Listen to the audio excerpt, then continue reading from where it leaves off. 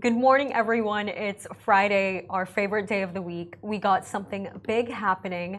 The Bitcoin MENA will take place on December 9th and 10th, 2024 at the ADNEX Center in Abu Dhabi. And it has a very, very special agenda and speaker lineup planned for us. Now, coming up first, my favorite one, Eric Trump will focus on Bitcoin's potential as a tool for financial independence, emphasizing its importance in wealth preservation during uncertain times in his panel. Secondly, we're going to have the Prince Philip of Serbia, and he's going to be there and he's going to be delivering to us how Bitcoin's potential for nation-state adoption, particularly in enhancing economic resilience, sovereignty, and growth across the MENA region. And that's what makes this summit truly exceptional. It addresses every critical global structure that impacts our lives really and reveals how Bitcoin is on the verge of becoming an integral part of them all. Keep in mind, Majid, whatever I just mentioned in the agenda is a drop in the ocean of speeches and panels that they're really going to provide for us. Is there a specific speaker that you're specifically excited for? Eric Trump. For sure. That's the Me biggest too. guy because Trump getting elected is a very important thing right now. And Eric Trump coming here to this region, to this country, and then to the capital of capital, Abu Dhabi. It's a very nice thing that is happening. Do join them. Go to their website, find out about all the passes and every package that they have. They have a very ultra luxury, high-end VIP pass as well, but they have very affordable passes as well. So whichever one suits you, go there and enjoy. Yeah. The one that I'm really interested in is there's going to be this panel with one of the men who's the closest to Donald Trump. And, he's basically going to give like a timeline of everything.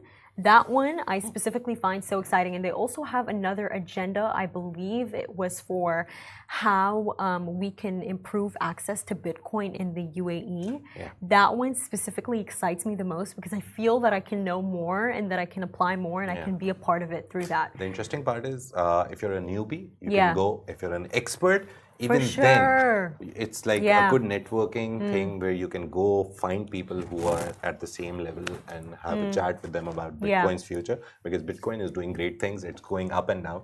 It's reached the 100,000 mark nearly, went up to 96,000 something, but didn't exactly touch the 100,000 mark. Majid has been obsessively watching it closely. I love the journey of Bitcoin, how it's gone through. It's like the internet.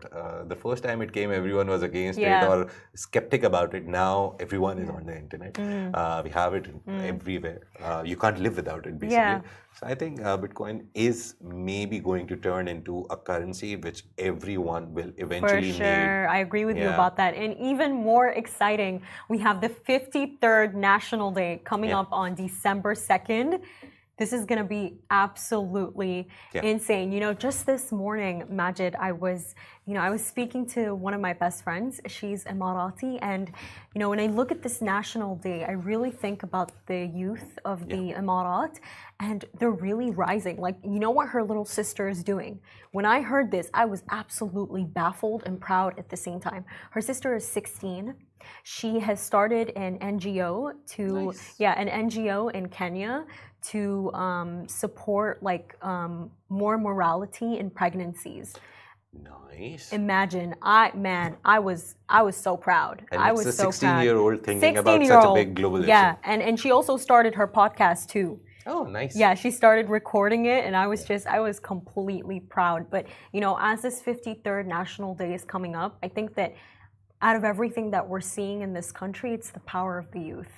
We're really seeing the power of the youth. Yeah, I see it every day in Augustus Media. The interns that we have, they're exceptional. At this age, I don't know what I was doing, but they're very good. We had an Emirati intern, Hind. She was here. Yeah. She was great, but here is working with us for. I appreciate She worked here for 3 months. Now she's back again. She's exceptional. There's also, I think it's not only for Emirati nationals also, right? Yeah. Everyone who lives in this country. Yesterday, even Farah was saying that she was born and brought up in this country, and she feels like she is a national. Yeah. So that feeling of having a home away from home, that feeling is great. It's the best. Yeah, That's why today I'm in my mikhwara and my abaya because I was like, it's National Day. Like I'm so excited. I'm so excited to eat legemat and just enjoy everything. All the festivities of the season. Yeah. Just to start with our first topic for today, Stripe has faced boycott calls after its CEO has visited Tel Aviv. Now, Stripe itself, it's a American Irish company, and it basically provides online and in-person payment processing and financial solutions for businesses of all sizes. But what really happened is that their CEO, Patrick Collison, posted on X that it's great to be back in Tel Aviv. I missed this run. Now, what this did is that it sparked a lot of backlash across the Middle East, and some interpreted it as support for Israel amid, ongoing military actions in Gaza. And a lot of MENA-based entrepreneurs and professionals criticized this visit, with some actually exploring alternatives to Stripe's payment platform. So not only are a lot of Middle Eastern entrepreneurs mad with Collison himself, but they're also boycotting the platform. Now, specifically influential figures in the MENA tech scene, including Jordanian entrepreneur Walid Daniel Dib and Endeavor Jordan board member Ziad Husban, publicly questioned Stripe's position and called for regional alternatives. Even Dubai-based fintech platforms like Zena and Mamo are being evaluated as potential replacements. And I specifically find that point really interesting because of the fact that, this specific platform went down, and the first one people are looking at for replacements, the first ones actually are in Dubai. Yeah. That is so interesting to me. Yeah, even in the comments on X on his post, people were like, "Oh, use this, use that." There's like a whole list now. I try to let's get that list from people's comments, but there's a lot of fintech solutions, like payment solutions for founders, the Arab founders, especially, who found this post quite in bad taste. And rightfully so. Yeah, and even there's a picture of him like nearly 10 years ago where he is in Palestine. So he has visited the land. He's seen everything firsthand. He also supported one of the Palestinian startups.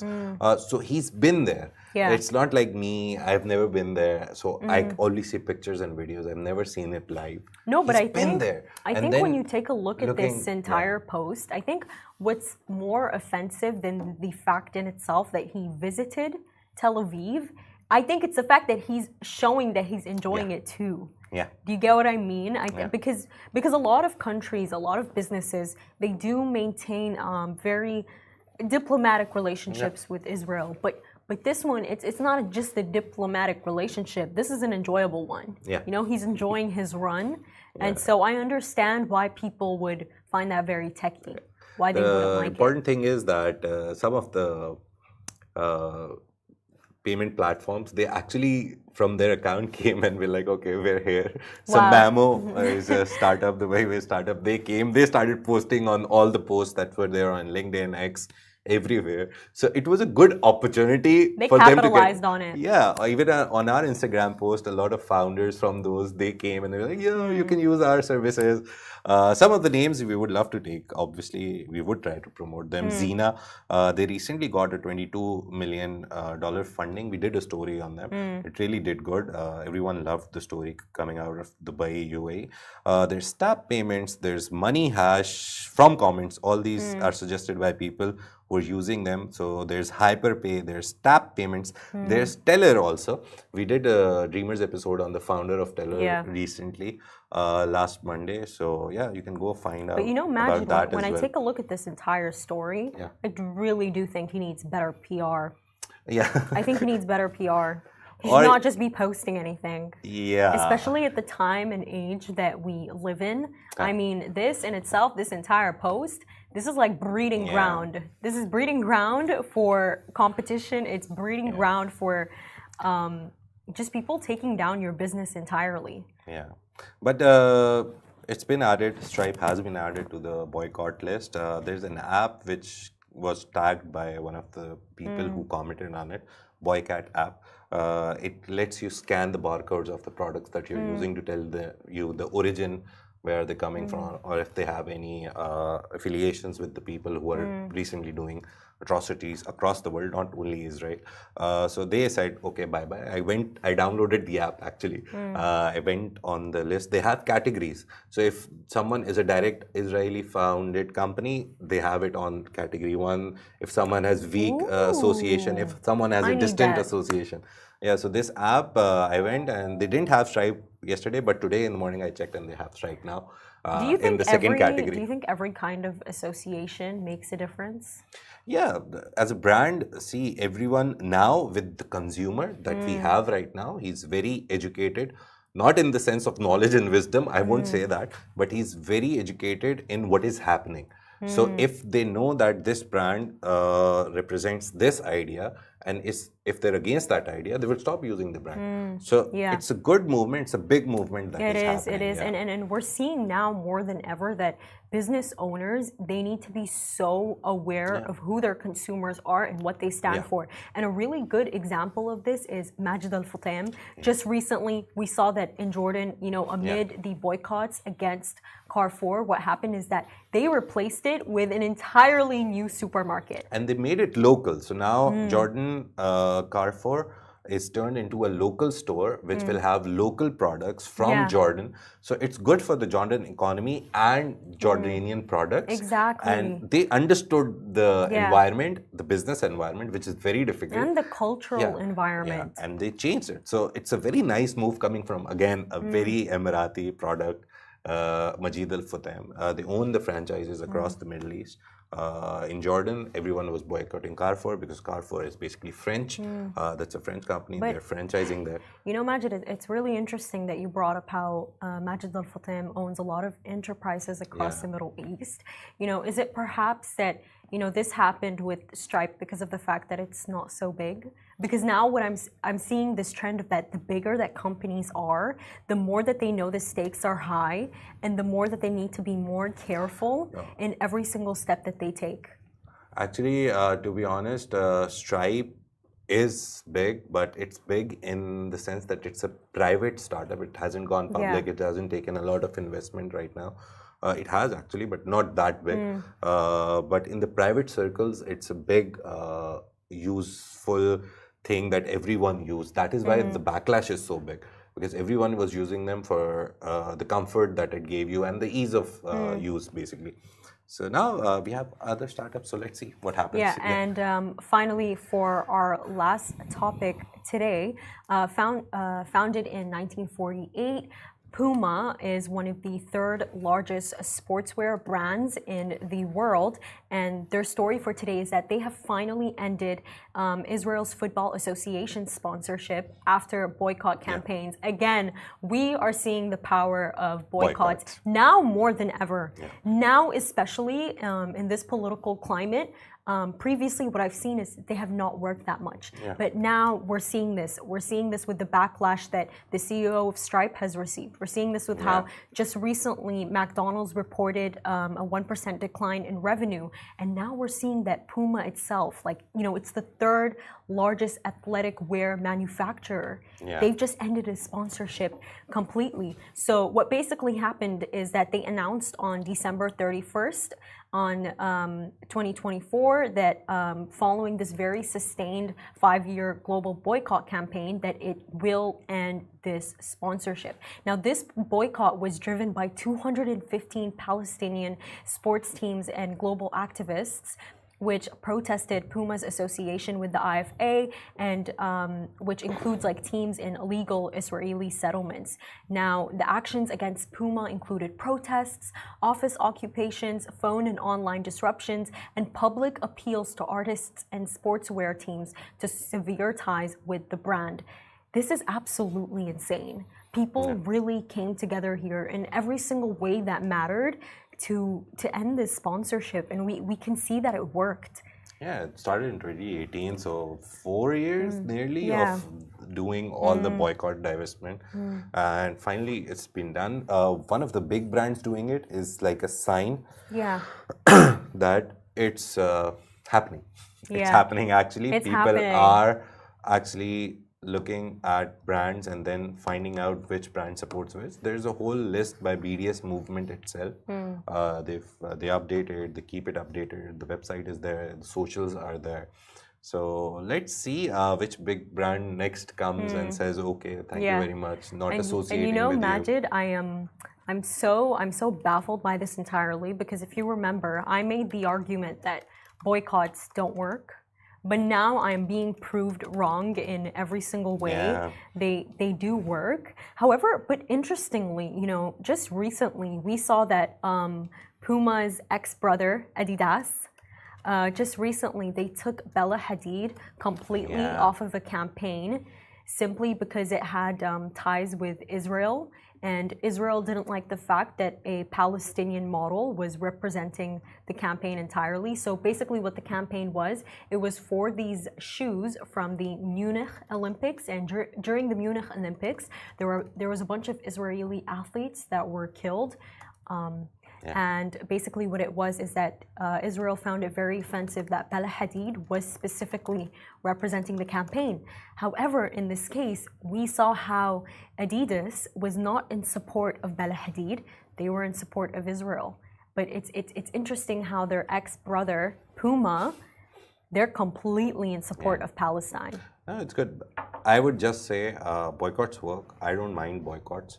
The only thing is that... Do you boycott? Yeah, sometimes.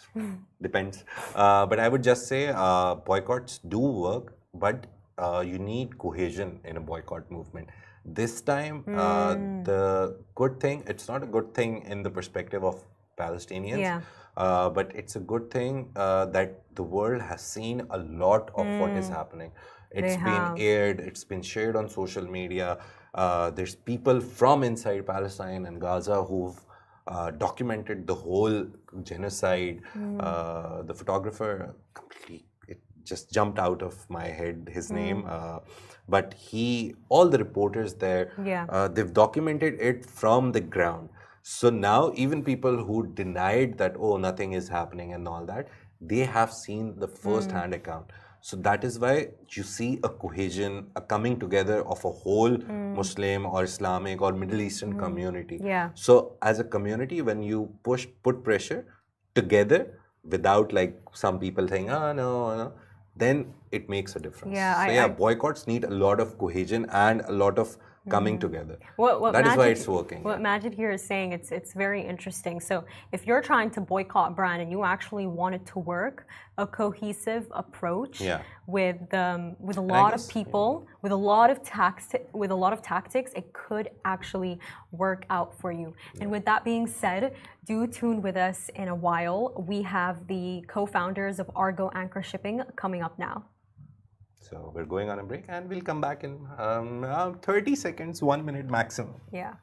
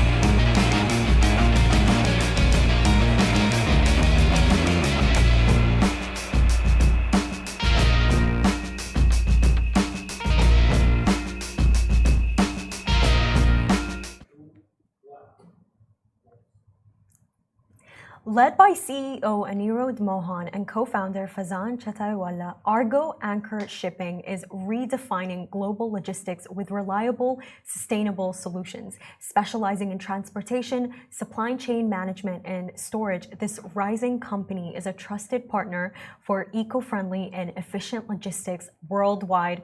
Thank you so much for making it today. Just to start off, could you start by telling us about your roles at Argo Anchor Shipping and how you became involved with the company in general?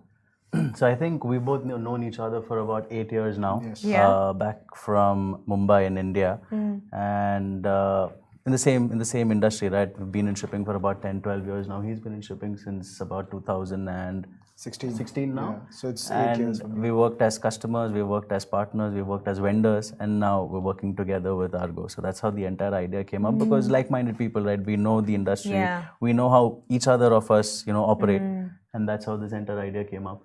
Oh, okay. I see. And, I know that you guys are really, with all the experience that you have, that you just told me about, you're really trying to revolutionize the logistics industry. Could you elaborate more on how your company is going to achieve this through innovation and technology? I mean, revolutionary is a pretty strong word. I just think that, shipping industry has always been family-led. It has been a very close-knit industry wherein, generations, they're just in this business for 2 decades, 3 decades, 5 decades. Where we come is, I think we bring fresher ideas, younger people into the table to work with us. And there's a shift that is happening right now in this industry wherein it is moving from family-led businesses to, multinational companies having mergers and acquisitions, wherein DP Worlds, Abu Dhabi Ports, they're all coming into the picture. So you cannot really work the way you used to work before. And we understand and we adapt to this new thinking, and we centralize our thinking according to this need of the hour, which is there right now. And I think the approach that we have is that we believe a lot of times the shipping industry, compared to other industries, is 30 years behind. So in terms of technology, in terms of training, and I think our emphasis is majorly on that. Also, we want to make shipping exciting for people. A lot of times people don't think about shipping. And COVID was one time that people all of a sudden realized how important shipping was. And keeping it came at a cost, but came at a cost, but we want to keep the industry interesting for newer generations, have new ideas come in, have newer talent come in, and make the world a better place. Yeah. Just for the next point, now, you guys provide a wide range of logistics services from ocean freight to custom clearance. Which service segment is the most in demand, and what differentiates it specifically in the market? So I think ocean freight is what we sell the most, right? Yeah. Basically, we are a box operator, we are a container operator. We provide containers on lease or on rent, if I can say it in that way, from point A to point B. This is our most sought after product, and this is what we focus on. We call ourselves an NVOCC, which means a non-vessel operating container carrier. So we don't own ships, but we own containers, right? This is what we do. I mean, it's too technical, but this is what we do. When I say what makes us different, I think there are, when we checked, there are about 1,800 people in Dubai who do the same thing that we do. Wow. Right. The competition is insane. Yes. We don't call it competition. That is what makes us different. So we believe in collaborating. We don't have competitors. I think the major players over here today in Dubai, they know us very well. We try to collaborate with them as much as possible, which in turn helps their business, our business, and the industry as a whole. So the moment we try to run this rat race and try to step over someone, we are just on the losing side. Wow, so. I don't think I've ever heard somebody say before that they don't have competitors. That's so interesting. Now I can see here that collaboration, flexibility, and reliability, they're your key values. But how do you ensure that these values that you guys just told me about, that they're consistently delivered to clients globally? So as I said, we put a lot of emphasis on getting technology in place, and a lot of times technology has helped us in certain ways to eliminate a lot of manual intervention from possibly a human error or something, that how we can improve our systems. I think after getting invested a lot into technology, we've improved our efficiency levels by 40%. And I think that's the way we go. With AI and machine learning coming in place, I think there's a lot of changes that will happen drastically and in a very short future. So I think this is I wouldn't say a decade, but I'd say a couple of years, there'll be a complete transformation in the whole industry. You know, it's so insane that you say that you guys improved everything by 40%, considering the fact you just started 2 years ago, right? Yes, we started a year and a half, 2 years, second year going on. Yes. Wow, imagine that. They started that long ago and they're already improving things by 40%. I find that insane. Now, with an active presence in the Gulf, the Far East, and South Asia, how does Argo Anchor, adapt its operations to different regions? So, firstly, I think Southeast Asia and the Middle East is just one of a few sectors. We're actually working with Europe, the US, and multiple time zones right now. I think key is hiring like-minded people as well. We focus a lot on our recruitment, our hiring, and adaptability, and people would want to work because it's a 7-day job, right? I mean, tomorrow we have a holiday for the next 4 days, right? I mean, shipping doesn't have a holiday. So we're working 365 days. The ports are working 365 days. So I think adaptability and hiring like-minded people is a major. And we also believe that hiring the right kind of talent is important, but also letting them work and letting them do what they are best at, rather than intervening and telling them what has to be done, is something that what usually limits a lot of talent. So I think letting them what they want to do and trusting them, giving them enough responsibility. I think empowerment and delegation. Absolutely. We believe a lot in empowerment and delegation of the work. Mistakes are bound to happen. We make mistakes. We make mistakes. So that's fine. I think opportunity is what we want to give people so that they feel that they are responsible for something, and in turn we get accountability as well. It's really interesting that you mentioned that trust factor, because I remember in my previous job, I worked under 2 managers. First one didn't trust me. Second one did. Yeah. I performed better under the second one just because they trusted me, and that trust, it gave me more confidence. But I'm so curious, what are the traits that you guys specifically look for in people when you hire them? I think first and foremost is commitment to work. If at all, I mean, it doesn't really matter whether they know the job or they do not know the job, because training is relatively easy. We can always train someone to, work for us or work for the company's goal. But getting the right kind of talent who has the right mindset, I would say, is the key that we look at over here. I think also in terms of letting them, training them is something which is very important that we look into, but also allowing them, it is not necessary whether they come from they've done a specific course or not. I think the energy that they carry and the mentality of, we can get it done, or there has to be another solution, or finding a way out.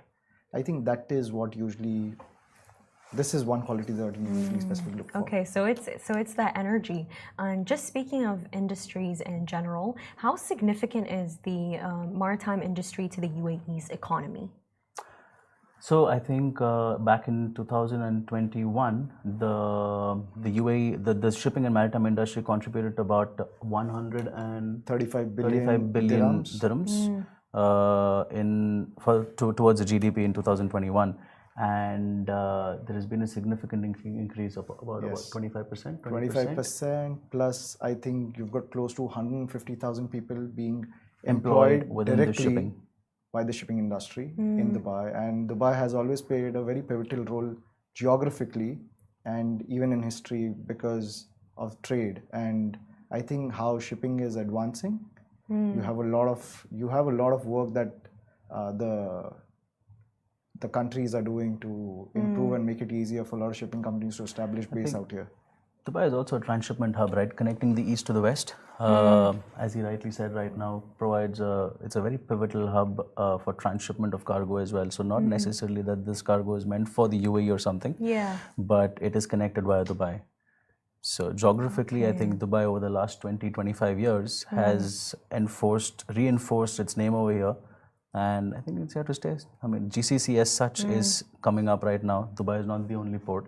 There are multiple other ports within the UAE and GCC which is coming up right now, which is going to be equally important in the next few years. And you know, what is the current market size of the UAE's freight and logistics sector, and what is its growth potential?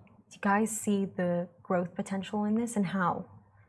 I think yes, potential is always there, and especially with the mindset the leadership has out here, they want to boost it. With the DP World in place, with the Khalifa Port in place, there's a lot that these guys are doing, not only in terms directly with Dubai, but they're creating a proper ecosystem for the whole supply chain. They want to make it easier for your customers to get their package, be it your Amazon packages or be it your car, be it anything. At one point it has been on a shipping container.